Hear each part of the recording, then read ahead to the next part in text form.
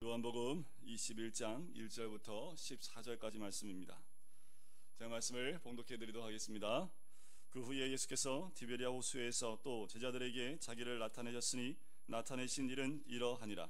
시몬 베드로와 디두모라 하는 도마와 갈릴리 가나 사람 나다나엘과 세베대의 아들들과 또 다른 제자 둘이 함께 있더니 시몬 베드로가 나는 물고기 잡으러 가노라 하니 그들이 우리도 함께 가겠다 하고 나가서 배에 올랐으나 그날 밤에 아무것도 잡지 못하였더니 날이 새어갈 때에 예수께서 바닷가에 서셨으나 제자들이 예수이신 줄 알지 못하는지라.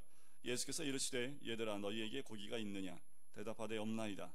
이르시되 그물을 배 오른편에 던지라 그리하면 잡으리라 하시니 이에 던졌더니 물고기가 많아 그물을 들 수 없더라. 예수께서 사랑하시는 그 제자가 베드로에게 이르되 주님이시라 하니 시몬 베드로가 벗고 있다가 주님이라 하는 말을 듣고 겉옷을 두른 후에 바다로 뛰어 내리더라. 다른 제자들은 육지에서 거리가 불과 한 50칸쯤 되므로 작은 배를 타고 물고기 든 그물을 끌고 와서 육지에 올라보니 숯불이 있는데 그 위에 생선이 놓였고 떡도 있더라.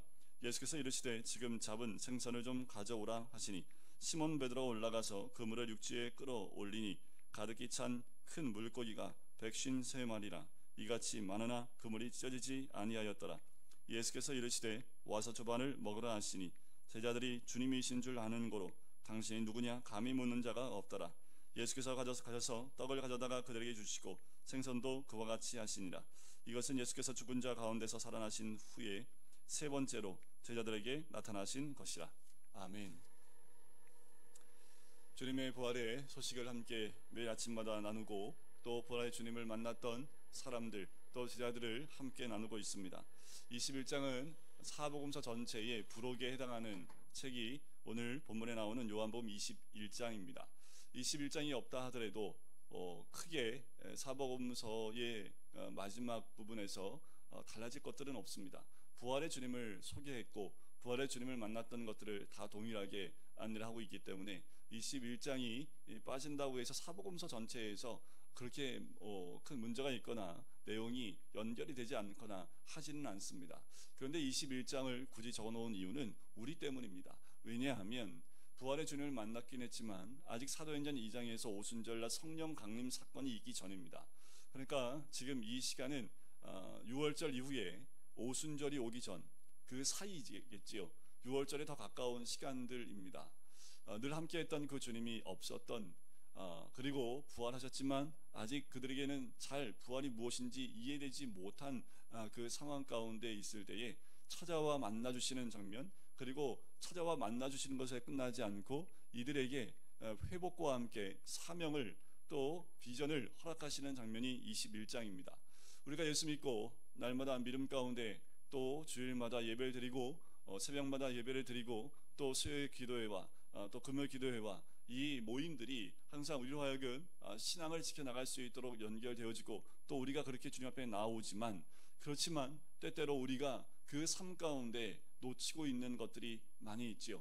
그냥 쳇바퀴 돌아가던 우리의 신앙의 삶 가운데 있는 모습이 우리일 수 있습니다. 우리는 날마다 21장의 삶 가운데 있어야 합니다. 날마다 21장 가운데서 부활하신 주님을 만나는 그 자리 가운데 있어야 된다는 거지요. 오늘 그 배경이 되는 자리가 디베랴 호수입니다. 왜 디베랴 호수일까라는 거예요. 이미 예수님께서 마태복음 28장에도 보시면 그 여인들한테 얘기합니다. 제자들에게 가서 내가 갈릴리에 먼저 가겠다. 그것을 전하라 라고 얘기를 합니다. 마가복음 10장에서 보면 예수님이 십자가에 죽기 전에도 이 말씀을 하셨습니다. 내가 너희보다 이제 죽고 다시 부활하여 너희보다 먼저 갈릴리에 가 있겠다 라는 말씀을 이미 하셨습니다. 제자들이 아마 이것을 기억했을 거라는 저는 생각을 합니다. 뜬금없이 예루살렘에서 갑자기 디베랴 갈릴리 바닷가로 이 제자들이 그냥 가진 않았겠지요. 이들은 예수님의 살아생전의 말씀을 기억하셨고 또 부활의 소식을 전했던 그 여인들에게 전한 이야기를 듣고 이들은 지금 갈릴리로 옵니다. 특별히 디베랴 바닷가라는 곳으로 옵니다. 이곳은 예수님과의 많은 이적이 있었던 곳, 추억이 있었던 곳, 예수님과 함께 사역을 감당했던 그 자리가 이 디베랴 바닷가 호숫가입니다. 그런데 이 자리는 제자들에게 많은 것들을 생각나게 하는 자리입니다. 예수님이 특별히 이 자리로 이들을 부르시지요. 이 자리는 어떤 자리였던가요? 이들을 불렀던 자리입니다. 제자들을 만났던 자리입니다. 이들이 일했던 일터가 있던 그 자리입니다. 여러분들, 우리가 주님 우리를 보내시는 것, 우리를 만나기 원하시는 것은 특별한 것 아닙니다. 자, 시내산으로 와라, 내가 모세를 만났던 그곳으로 와라 라고 말씀도 안 하셨습니다. 내가 특별히 이 아브라함을 불렀던 브엘세바로 와라 라고도 말씀하지 않았습니다. 특별히 예수님께서 이 이스라엘 역사 가운데 아주 유명한 장소, 이스라엘 민족이 들으면 누구나 알 수 있는 그 장소로 제자들을 부르지 않았다라는 겁니다. 이들을 불렀던 자리가 어디입니까? 삶의 자리입니다. 이들이 늘 생활했던, 이들의 뼈가 굵었던, 그리고 이들이 살아서 늘 살아 움직였던, 그리고 생활했던 그 갈릴리 그 지역으로 이들을 만나기 위해 그대로 거기서 만나자고 얘기했던 거지요. 그런데 우리는 예수를 만나기 위해서 특별한 장소를 지정하여 가실 필요가 있을까요? 우리 주님은 우리가 있는 그 자리에서 만나기 원하십니다. 부활의 주님은 내가 일하는 일터, 내가 살고 있는 그 자리가 바로 주님과 함께 동행하는 자리입니다. 제가 이제 금호동에 와서 제가 처음으로 예수님을 만났던 교회, 그러니까 모교회라고 할 수 있잖아요. 지금 모교회가 없어졌잖아요. 없어지진 않았습니다. 근데 합동치기였다가 지금 통합으로 넘어가서 아쉬움이 있는데, 그래도 한번 가보고 싶어서 가봤어요. 제가 전에 말씀드렸나요? 가봤어요. 제가 기도했던 그 지하도 내려가서 한번 확인하고 아직 그대로 있습니다.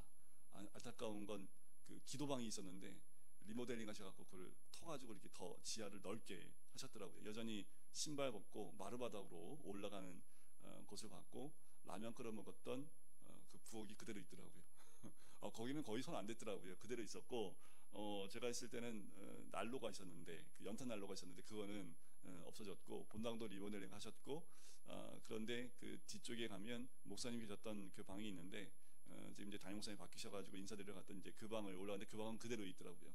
여전히 제 어렸을 때 거기서 놀았던 자리, 그리고 탑이 2개 있었는데 탑 꼭대기에 올라가면 거기에 비밀 장소가 있는데 탑은 그대로 남아 있더라고요. 그래서 갔더니 뭐 잠깐 1시간 정도 있었던 시간이지만 기억이 다 나는 거예요. 제가 거기서 어떻게 10몇 년 동안 신앙생활을 하면서 군대에 가기 전까지 신앙생활을 했었기 때문에 그 주마등처럼 축 지나가는 거예요. 어저께 설교 때도 말씀드렸지만 저희가 이제 5년 6년 되다 보니까 저희 교회를 거쳐가신 분들이 많잖아요. 그러니까 외국에 나가 있는 분들이 가끔 한국에 들어오시면 저희 교회를 방문하시죠. 과거에 있었던 교회는 없어졌잖아요. 새로 교회가 졌기 때문에.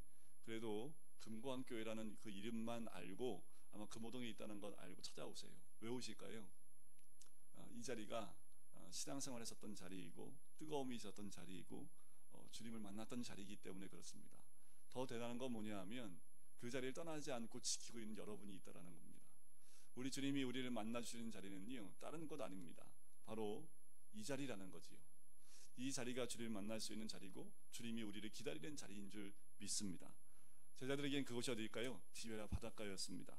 그곳에 베드로와 디두모라 하는 도마, 갈릴리 가나 사람 나다나엘, 세베대의 2아들 야고보 요한이겠지요. 또 다른 제자 2이 함께 있습니다.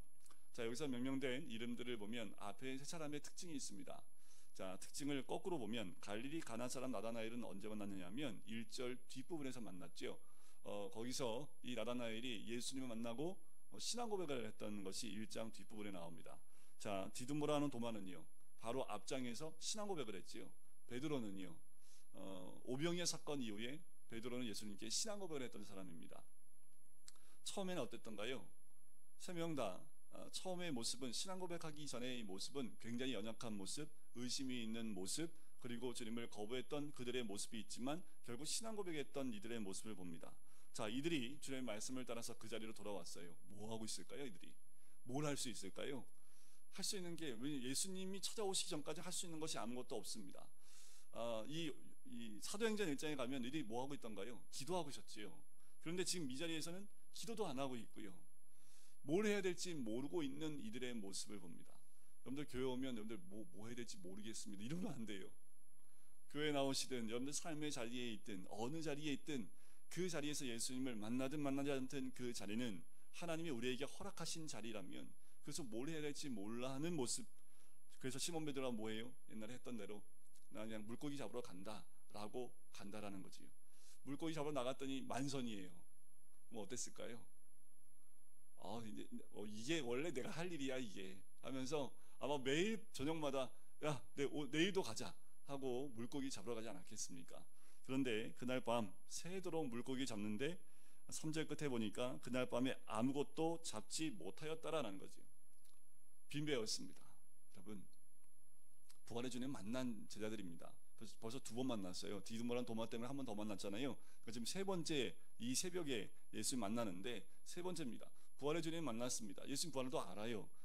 그런데 이들의 삶 가운데 여전히 뭐가 없습니까? 아무것도 없어요. 빈배라는 겁니다. 그런데 이들은 예수님과 함께 있음을 통해서 알았던 이 깨달음이 있어야 되는데 뭐냐면 내 삶이 비어있을 때 누구를 만날 수 있습니까? 예수님을 만나는 거지요. 만약에 이때 만선이었다면 이들이 예수님이 이 바닷가에 서 있는 거에 별 관심이 있었겠어요? 손질하고 이것 때문에 정신이 없었겠지요. 그런데 이들의 배가 비어 있었기 때문에 더 부활의 주님을 만나는 만남의 첩점이 될 수 있었다라는 겁니다. 우리가 예수님 믿어요. 부활의 주님을 저희가 믿어요. 그럼 우리 삶이 더 나아지고 풍성해지고 더 복된 자리로 나갈 것 같은데 우리 삶의 곳곳에 비어있는 자리가 너무도 많아요. 텅 비어있는 자리가 너무도 많아요. 그것 때문에 힘들어하고 좌절하기도 하고 우울해하기도 하고 힘들어하기도 합니다. 관계에 비어있음, 물질에 비어있음, 또 무엇인가 하면 다 채워지고 복으로 충만했을 것 같은데 우리의 육신의 비어짐도 우리는 경험하게 됩니다. 그럴 때마다 그 빈 자리가 부활의 주님을 만나는 자리가 되어야 될 줄 믿습니다. 결국 이 빈 배는 예수 그리스도를 바라볼 수 있는 접촉점이 됐던 거지요. 예수님께서 날이 새갈 때에 바닷가에 서셨습니다. 그런데 제자들이 예수이신 줄 알지 못해요. 알아보지 못합니다. 왜 그럴까요? 텅 비어있는 그 자리에 이들의 심령도 텅 비어있었기 때문에 영적으로 주님을 발견하고 바라볼 수 있는 힘과 능력과 영적인 부분들이 고갈되어 있는 상태라는 것을 짐작할 수 있는 거죠. 여러분, 우리가 이것을 반복하면서 또 말씀을 통해서 우리에게 허락하시는 건 뭡니까? 영적으로 깨어 있어야 되는 거죠. 그 정도 거리에 여기서 지금 한 50칸쯤이란 나오기 때문에 90m 정도 됩니다. 새벽녘에 90m면 사람을 분간하기가 좀 쉽지 않겠지요. 그런데 누구는 알아봐요? 사랑하시던 제자는 알아봅니다. 어떤 걸로 알아봤을까요? 다 여전히 모르지만 주님이 하시는 말씀을 듣고 알아봤다라는 겁니다. 여러분들, 우리 모두는 우리 예수님께서 사랑하시는 그 제자가 되길 주의 이름으로 간절히 축원드립니다. 그래서 주님의 음성 들릴 때 예수님이다 라고 바로 발견할 수 있는, 주님이야 라고 발견할 수 있는 우리 모든 성도님 되시길 주의 이름으로 간절히 축원드립니다. 자, 우리가 예수님을 바라보지 알지 못하는 이들을 봅니다. 그때 예수님이 묻지요. 얘들아, 너희에게 고기가 있느냐? 고기가 있었다면, 고기가 너무 많아요 주님. 아마 이 부분에서 예수님을 발견치 못하고 물고기에만 집중하지 않겠습니까? 그런데 이들이 대답합니다. 없나이다라고 얘기를 해요. 자, 이런 질문에 제자들이 답변할 때 이 정도 되면 여러분들 이게 한 1단계 되지 않을까요? 서 계신 게 1단계라면 말을 거는 게 2단계 아니겠습니까? 근데 아직 아무도 몰라요. 주님의 음성을 들었는데 아무도 몰라요. 자, 그랬더니 예수님이 말씀하십니다. 6절에 그물을 배 오른편에 던지라. 그리하면 잡으리라. 자, 누군지는 알지 못하여 아직. 그런데 물고기 잡을 수 있는 방법을 허락하십니다. 자, 이에 던졌더니 물고기가 많아 그물을 들 수 없더라. 마치 누가복음 5장에서 밤새도록 아무것도 잡지 못했던 그 베드로가 그 빈배를 예수님께 강대상으로 내려드리고 이따가 예수님이 다시 그물을 던지라. 여러분들, 이게 쉬운 게 아니거든요. 새벽녘이 되면 뭐합니까? 이제 아무것도 없기 때문에 정리하는 시간입니다. 그럼 그물을 다시 끌어올리고 이제까지 했던 걸 다 정리하는 시간인데 다시 그물을 내린다라는 것은 다시 처음부터 다시 시작한다라는 거예요. 그러니까 어부들에게 쉬운 게 아니지요. 밤새도록 했는데도 한 마리 못 잡았는데 오른편에 그물 던진다고 달라지겠습니까? 그런데 그 오른편에 던지라고 했을 때 이들이 뭐예요? 그대로 했다라는 거지요. 제자들의 다른 모습이 이런 모습 아니겠습니까? 그랬더니 물고기가 많아요. 자, 그때 그 제자가 베드로에게 주님이시라고 얘기하지요. 그때 시몬 베드로가 벗고 있다가, 자, 이 말을 아마도 이렇게 했던 것 같아요. 주님이야. 제자들이 다 듣지 않고요, 베드로만 듣게끔. 왜냐하면 지금 베드로와 이 사도 요한은 가까이 있었던 것 같아요. 둘이 이 어부 일을 둘이 많이 했기 때문에 가까이 있었던 것 같아요. 그 음성을 듣고 이 사도 요한만 알아보게 된 거지요. 베드로에게 얘기합니다. 주님이시라 했더니 다른 사람들은 뭐에 지금 물고기가 와서 정신이 없는데 베드로만 이 말을 듣고 어떻게 해요? 벗고 있다가 주님이라는 말을 듣고 겉옷을 두른 후에 바다로 뛰어내리는 사람. 베드로의 모습은 여전히 예수님이 십자가에 죽으신 이후에도 변함이 없습니다. 일단 몸이 먼저 반응하는 사람이 베드로이지요. 그런데 여러분들 그거 아세요? 몸은 반응하는데 이 마음은 굉장히 힘들어하고 있는 것이 베드로입니다. 왜냐하면 베드로가 예수님 몇 번 부인했어요? 3번 부인했잖아요. 근데 예수님이 아무 말씀 안 하세요. 분명히 내가 큰 잘못을 했는데, 잘못한 거 주님이 이미 다 알고 계신 것 같은데 아무 말 안 해요. 이게 더 힘든 거지요. 저희가 뭔가 잘못했을 때 부모님이 분명히 엄마가 아는데, 분명히 내가 뭐 잘못한 거 엄마가 아는데 아무 말을 안 해요. 이미 더 불안한 거지요. 지금 베드로는 굉장히 주님을 또 부활의 주님 만나는 것에 대한 기쁨이 있지만 여전히 마음 가운데 그 두려움과 또 마음의 힘듦이 있는 거지요. 오늘 이제 저녁 시간에 금요 기도의 시간에 이 베드로가 다시 하나님 회복하시는 장면을 함께 나눌 텐데, 베드로가 겉옷을 두르고 뛰어내려서 갑니다. 자, 다른 제자들은 육지에서 한 50칸쯤 되는 작은 배를 타고 있고 물고기 그물에 끌어오느냐고 정신이 없어요. 자, 이 사도 베드로가 누가복음 5장에서 예수님을 처음 만났을 때 배가 물에 잠기게 됩니다. 너무 많은 물고기를 잡아서. 그래서 베드로가 예수님께 나오죠. 나는 죄인으로소이다 라는 이야기를 했던 그 자리이기도 합니다. 자, 그럴 때 제자들은 계속 물고기를 보고 있지만 이 베드로는 육지에 올라보니 9절에 숯불이 있는데 그 위에 생선이 놓였고 떡도 있더라. 제가 계속 이 숯불 트라우마에 대해서 말씀을 드리는데, 이 숯불이란 말이 또 한 번 딱 2번 쓰이는데, 요한복음 18장에서 예수님이 붙잡혀 가서 신문받고 있을 때 새벽녘에 그 대제사장의 그 종들이 추워서 피고 있었던 그 숯불과 이 숯불이 똑같습니다. 그러니까 숯불이 피어 있는 때도 똑같아요. 지금 요 시간대입니다. 그러니까 해가 이제 뜨기 전이기 때문에 굉장히 우수수하고 좀 추운 그 날씨이지요. 그 똑같은 단어가 여기에 적혀 있는 거고, 똑같은 시간에 똑같은 불이 피어져 있는 모습을 보게 됩니다. 제일 먼저 헤엄쳐 왔다고 하면 주님 앞에 무릎 꿇고 주님 제가 죄인입니다 라고 고백했어야 되는데 아무것도 하지 못하는 베드로의 모습을 본다라는 거지. 우리의 삶 가운데에도 이런 숯불과 같은 환경, 모습들, 이런 것들이 우리 가운데 있을 때 주님은 그 숯불을 그냥 두지 않고 그 숯불을 준비해 놓는다라는 겁니다. 광야를 움직여 다닐 때, 광야를 다닐 때마다 이런 것들을 항상 주님이 준비해 놓으세요. 우리가 걸려 넘어졌던 그 환경들, 그 모습들이 우리의 신앙 앞에 겹겹이 놓고 하나님이 기다리고 계시다라는 겁니다. 피해가고 싶은데 피해갈 수 없는 그 숯불과 같은 환경들, 그 모습들을 준비해 놓으신다라는 거예요. 예수님을 3번이나 부인했던 그 숯불 앞에 주님이 세우신다라는 거지요. 그런데 그냥 세우시는 게 아니에요. 거기에 생선을, 떡을 준비해 놓고 있다라는 거지요. 예수님께서 지금 잡은 생선을 좀 가져오라고 하십니다. 주님이 가져오라고 하니까 베드로가 그 말에 반응을 또 하지요. 그래서 육지에 끌어올린 그 가득 찬 물고기가 보니까 153마리라고 얘기합니다. 이같이 했지만 그물이 찢어지지 않는다라고 합니다. 거기서 물고기를 가지고 와요. 베드로에게 아직도 아무 말씀 안 하십니다. 그 말씀 오늘 저녁에 함께 나눌 거고요. 자, 그때 예수님이 12절에 이렇게 얘기하시죠. 와서 조반을 먹으라. 그런데 어떤 누구도 누구십니까? 말하지 않고 있다라는 거지요. 여러분들, 이곳이 주님과 조반을 나누시는 자리가 되기를 간절히 소원합니다. 여러분들, 예수 그리스도를 만나는 자리가 주님과 만찬을 하는 자리입니다. 다시 한번 주님과 이 마지막 만찬이지요.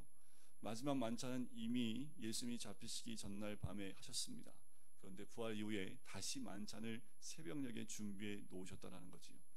오늘은 특별히 마지막 날이라서 여러분들 좀 전복적으로 준비, 마지막 날까지 여러분들 해서 저도 좀 준비를 했는데, 여러분들 예수님이 이후에는 제자들과 함께 식사했다는 이야기는 기록되어 있지 않습니다. 그런데 예수님이 제자들과 함께 조반을 나누고요, 음식을 나누어 주기 시작을 합니다.